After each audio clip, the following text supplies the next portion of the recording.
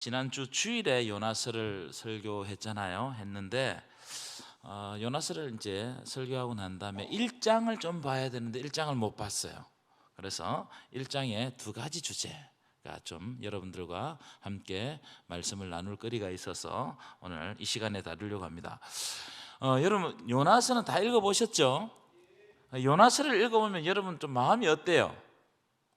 저는 요나서를 읽을 때마다 웃음이 나요. 왜냐하면 이 사람 참 익살스럽고 재밌는 캐릭터입니다. 나중에 사장에 가면요, 이 박능쿨 때문에 하나님과 싸운다고요. 제가 다음 주에는 사장을 가지고 좀 말씀을 좀 나누었으면 좋겠는데, 참 박능쿨 때문에 막 싸워요. 이런 캐릭터를 보면 참 우리 선배 목사님들이 이런 말씀을 많이 하셨잖아요. 요나서에 대해서 설교하면 요나서는 요나다, 요나다. 이렇게 들어보셨어요? 예. 무슨 못 들어보셨어요?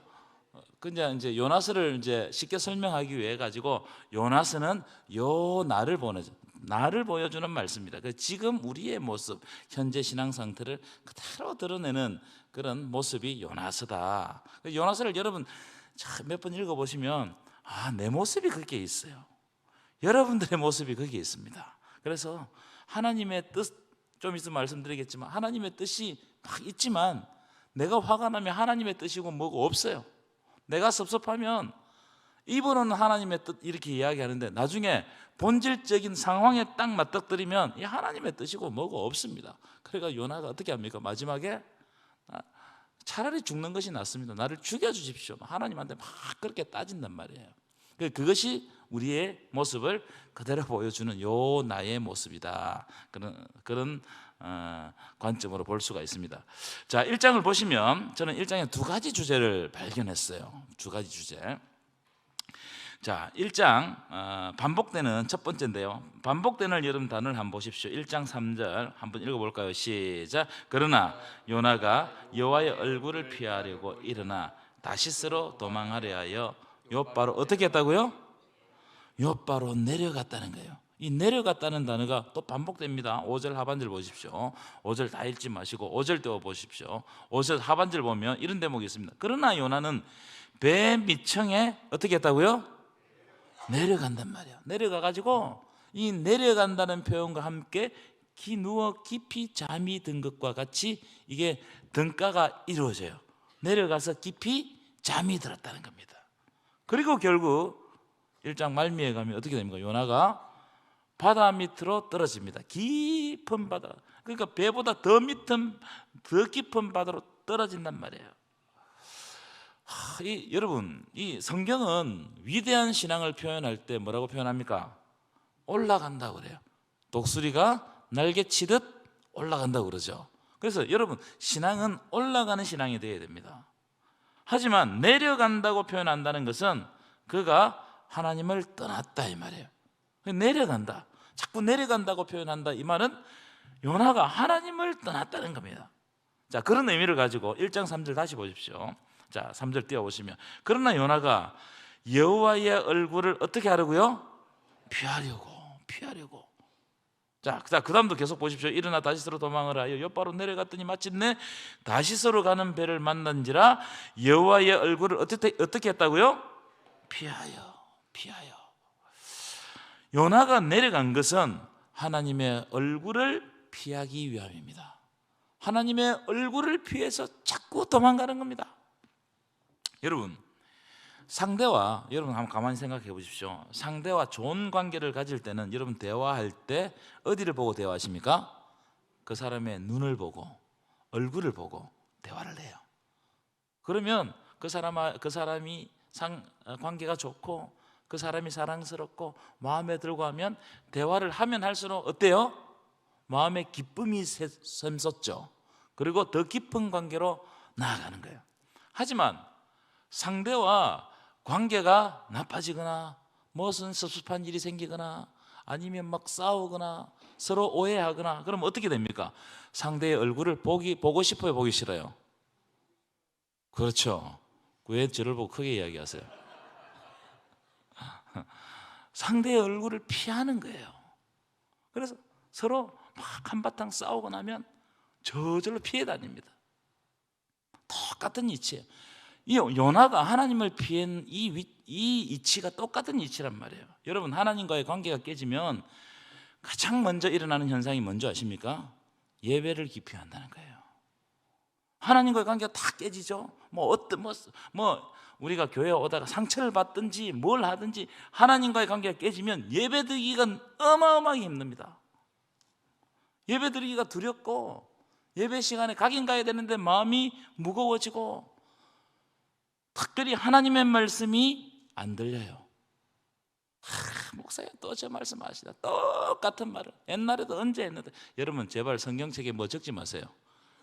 제가 2번 설교를 못 하겠어요.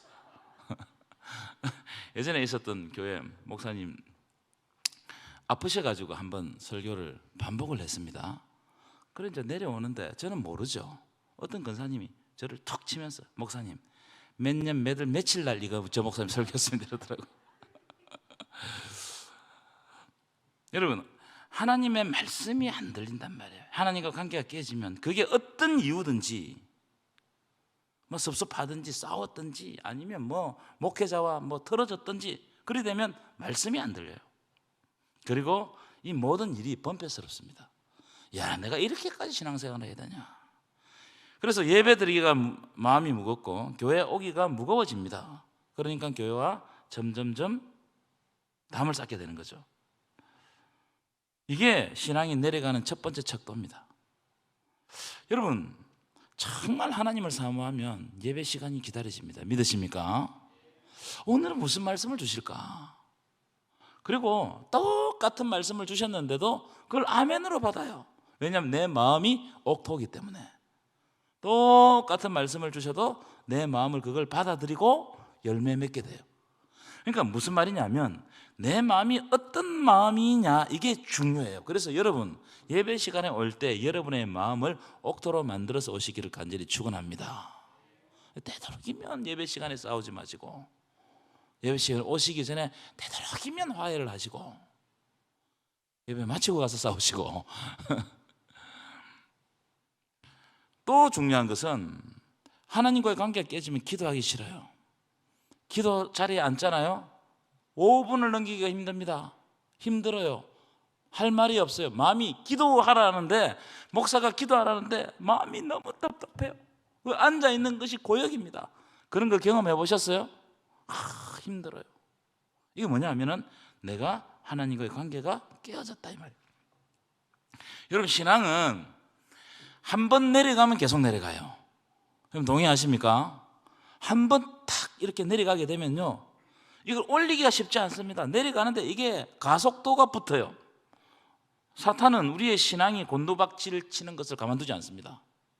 막 원인을 제공하는 거예요. 어떻게 해서든지 시험 들게 합니다. 아무것도 아닌데, 평소 같으면 아무것도 아닌데 내 신앙이 내리막길로 갈 때는 그게 나를 막 옥죄고 상처받고 힘들게 되는 거예요. 그래서 여러분, 예배 드리기 싫어지면 여러 가지 시험거리도 함께 옵니다. 고민거리도 함께 와요. 신앙이 좋을 때는요, 아까도 말씀드린 전혀 시험거리가 안 됩니다. 신앙이 좋을 때는 아무것도 아니에요. 허허 웃고 맙니다. 아이고 철이 없어 저런 말 하지. 그렇겠죠? 근데 한번 곤두박질 치기 시작하면 아무것도 아닌데 이게 막 그 속에서 계속 내 속에서 뭔가 그걸 계속 되풀이한단 말이에요. 되풀이하면서 나의 마음을 상하게 하고 내 열정을, 쓸데없는 열정을 가지게 만들고, 그래서 그게 악순환 돼가지고 내가 하나님 앞에 더 바로 서지 못하고 그렇게 만들어버립니다. 여러분, 대부분의 시험거리는 우리의 마음과 생각에서 만들어내요. 여러분 동의하세요? 마음과 생각이, 마음이 안 좋으면 다 안 좋은 거예요. 근데 마음이 좋으면 다 좋은 거예요. 제가 볼 때 교회에 조울증이 많아요. 자기 좋을 때는 기뻐 막 하다가 자기 싫으면 막 너무 막. 근데 그걸 왜 그러느냐? 그는 사탄이 그런 마음을 주는 겁니다. 당연해요. 우리가 신앙생활을 하려고 하면 사탄은 그런 마음을 주입해요. 여러분, 누구든지 내리막이 있습니다. 신앙의 내리막. 신앙의 내리막이 시작되면 하나님의 뜻이 무엇인지 알면서도 모르는 척이에요. 요나 보십시오. 하나님의 뜻이 무엇인지 압니다. 왜 저 성 가서 하나님께서 복음을 전하라고 했는지 알아요. 그런데 애써 외면합니다. 왜냐하면 저 나라가 적대국이기 때문에, 원수 나라이기 때문에. 자기 생각, 자기 문제에 빠져버리면 분명하게 하나님께서 나에게 주신 사명이 뭔지를 알면서도 그걸 애써 외면해버립니다. 저 한쪽 귀수기에 탁 해놓고 문제 삼고 그걸 계속 만들어내요. 확대 재생산한단 말이에요. 그래서 하나님의 뜻은 없어져 버렸어요. 여기에서 계속 문제만 만들어지는 겁니다. 문제만. 여러분, 이게 요나의 상태고 우리의 영적 상태일 수 있어요. 자, 그러면 어떻게 하면 되느냐? 오늘 시편을 좀 보려고 합니다. 시편, 다윗의 시편인데 저는 참 다윗의 시편을 읽을 때마다 이 말씀이 참 은혜스럽습니다. 자, 시편 2편 12절 보여주실까요? 함께 읽겠습니다. 시작.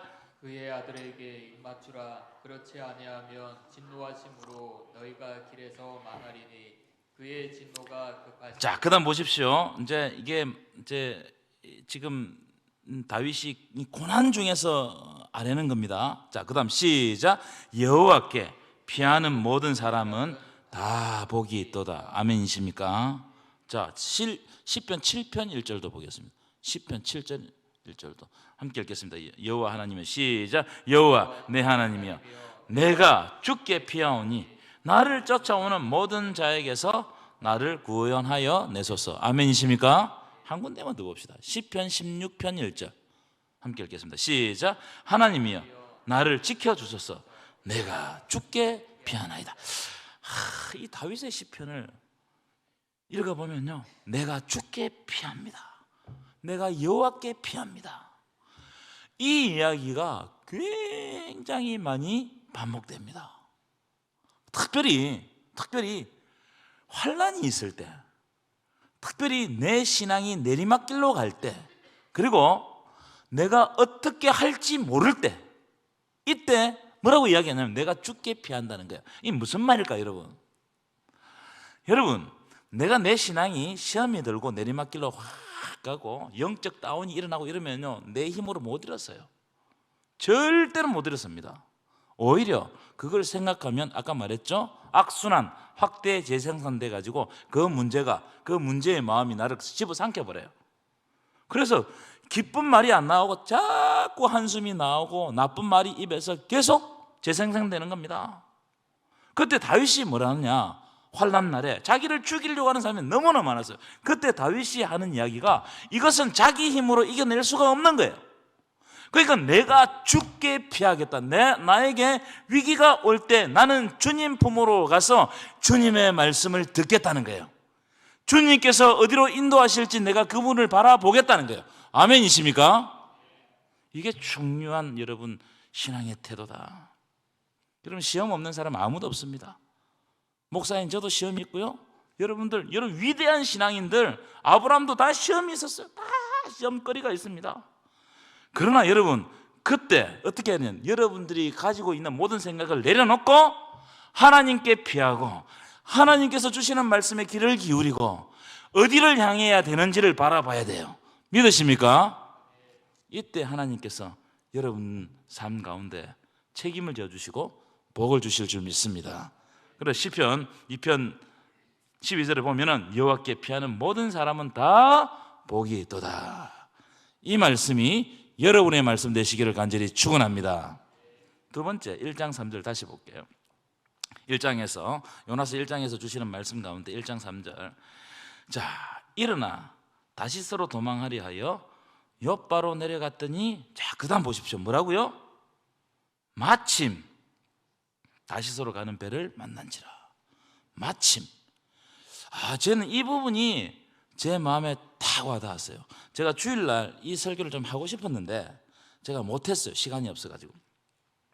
요나가 하나님을 피해서 가려고 하니까 마침 욥바로 가보니까 마침 안동 사람들 마침하게 다시스로 가는 배가 딱 있는 거예요.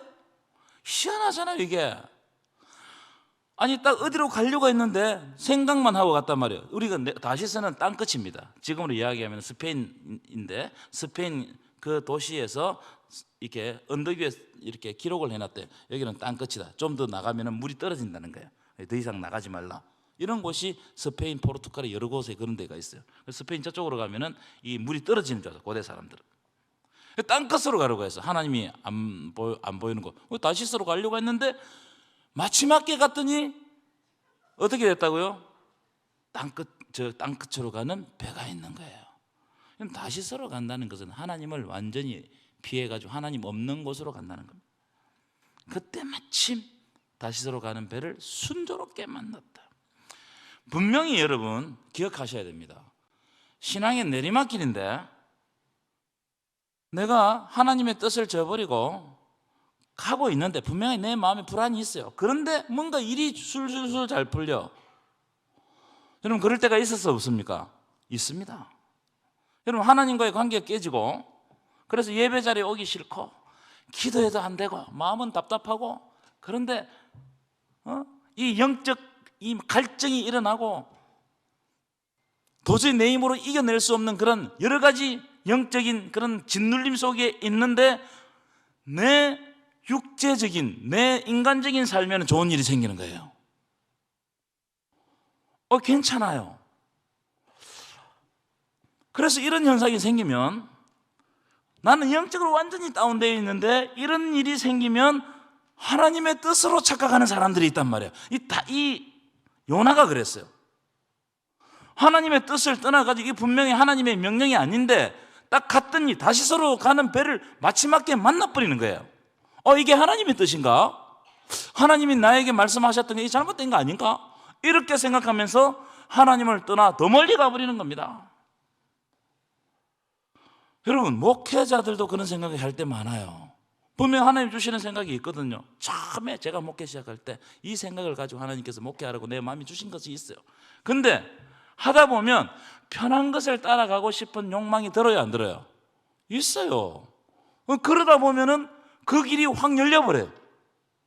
이게 그 길인가? 여러분 우리가 하나님 관계가 깨어져서 하나님을 피하려고 하면 그때 마침 핑계거리가 생긴단 말이에요. 희한합니다. 마지막에 하나님을 피할 수밖에 없는 일들이 자꾸 생기는 거예요. 그런데 그것이 내 생각대로 사회적으로 또 직장 이런 우리 육적인 이런 것에서 좋은 일이 일어날 때 이건 여러분 진짜 심각한 영적 위기예요. 왜냐하면 어쩌면 이 위기 때문에 하나님께 돌아가지 없을 수 있어요.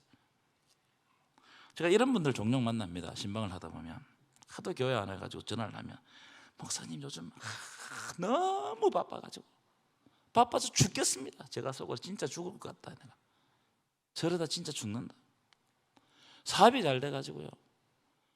요즘 눈꽃 뜰 새가 없습니다. 진짜 눈을 못 뜰 수도 있겠다. 제가 그런 생각해요. 교회 갈 시간이 없습니다. 기도할 시간이 없어요. 목사님이 대신 기도해 주세요 좀.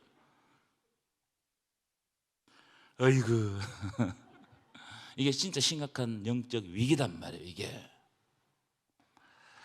요나가 활동했던 시기가 북이스라엘 왕이 누구냐면은 여로보암 2세였습니다. 제가 호세아 할 때는 제가 이 말씀을 좀 드렸는데 이 시대가 북이스라엘에서 가장 융성했던 시기입니다. 하지만 이때 우상 숭배가 얼마나 심각했는지 몰라요. 얼마나 잘 사는데 우상 숭배가 너무나 심각했어요. 자, 그런데 40년 후에 여로보암이 죽는 것과 동시에 북이스라엘이 점점 약해되고 정변들이 일어나고 나라가 안정이 안 되고 결국 아수르에 멸망당해요. 150년 후에. 여러분 자신을 잘 봐야 돼요. 내 삶은 너무나 호황기인데 신앙이 내리막길이면 하나님의 징계가 얼마 남지 않았다는 정표요. 이걸 잘 기억하셔야 됩니다. 이걸요 이스라엘 역사 가운데 많은 장면들을 우리들에게 보여주셨어요. 그런데 우리는 성경을 읽을 때 그 장면은 이스라엘 백성들의 일이고 나의 것으로 받아들이지 않기 때문에 내 삶에서 그게 하나님의 말씀이 작동하지 못하고 능력을 발휘하지 못하는 거예요. 여러분, 이런 장면이 딱 있을 때마다 이 말씀은 지금 나에게 주시는 말씀으로 받아야 됩니다. 믿으십니까? 그럴 때 하나님의 말씀이 내 속에서 작동하는 거예요. 내 삶에서 작동하는 거예요. 아, 이렇게 살면 안 되겠구나. 내가 신앙의 내리막길이면 내가 바짝 긴장하고 하나님 앞에 무릎을 꿇고 이제 다시 영적 회복을 위해서 하나님께 피해야 되겠구나, 이런 생각이 들어야 되는데, 그런데 내가 이런 영적 위기를 만났는데 내 삶에는 일이 잘 풀려. 여러분, 신앙을 떠난 사람들의 이야기를 한번 들어보십시오. 교회를 떠나고 신앙을 떠난 사람들의 이야기를 들어보면요, 이유 없이 신앙을 떠난 사람 단 한 사람도 없어요. 한번 데리고 보세요. 난 아무 이유 없는데 교회 안 간다, 이런 사람은 없어요. 그때 마침 무슨 일이 생긴 거예요. 마침. 그런 일은 마침, 여러분, 이런 마침 생기는 일은요, 우리의 삶에 많아요, 많아. 그걸 내가 어떻게 해석을 할 거냐? 여러분, 삶은 해석입니다. 내 삶에 똑같은 일이 벌어졌어요. 그걸 내가 어떻게 해석을 할 것이냐? 이거 하나님 앞에서 어떻게 해석할 것이냐? 여기에서 삶과 죽음이 판가름 나는 겁니다. 그래서 마침맞게 어떤 일이 딱 생겨도, 아, 이게 여러분 세속적으로 좋은 것이 다 좋은 게 아니에요. 세속적으로 돈을 잘 벌고 직장 승진하고 이게 다 좋은 게 아니단 말이에요. 이런 어떤 현상이 있을 때 내가 하나님 앞에 내어놓고, 하나님, 이 일을 통해서 하나님은 나에게 뭘 원하십니까? 물어야 돼요.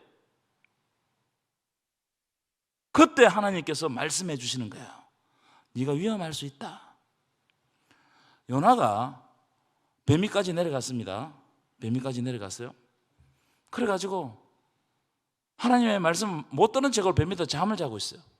사람들이 집어 던졌습니다, 바다에. 그 어디까지 내려갔어요? 물고기 뱃속까지 들어갔어요. 그때 요나가 깨달았습니다. 아, 자기의 사명을 다시 발견했어요. 근데 중요한 게 뭐냐면, 이 요나를 그 시험 들게 했던 그 생각이 회개는 했지만 마음에 사라지지 않아요.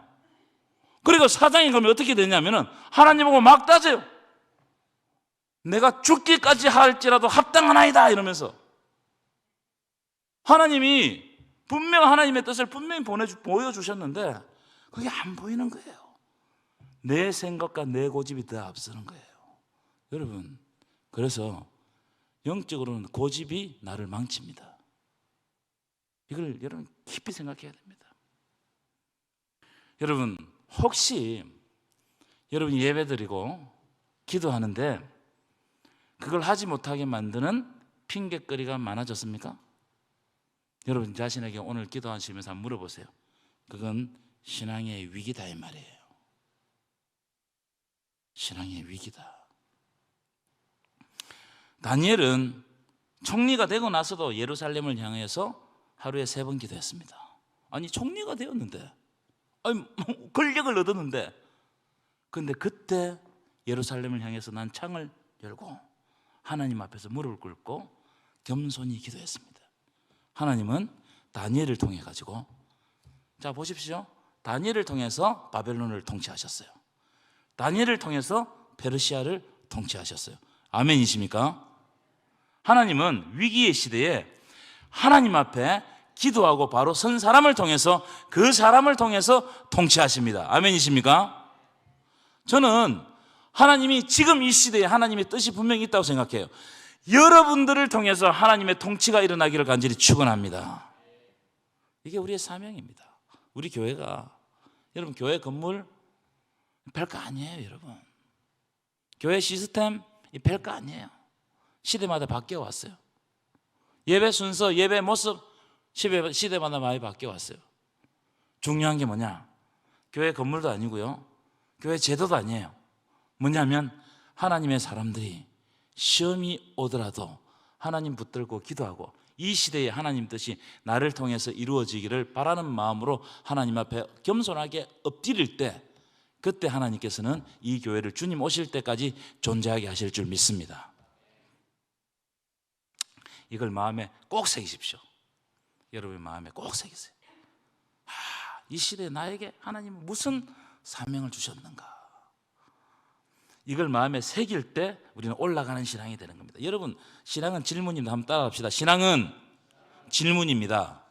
자기에게 질문해야 돼. 남에게 질문하지 마세요. 자꾸 남에게 니 그러면 되냐? 그런 질문할 필요 없습니다. 자기에게 질문하세요. 나는 지금 어디에 서 있는가? 나는 누구인가? 그래서 어떤 일이 일어나더라도 하나님과 연합하는 신앙 되시기를 간절히 축원합니다.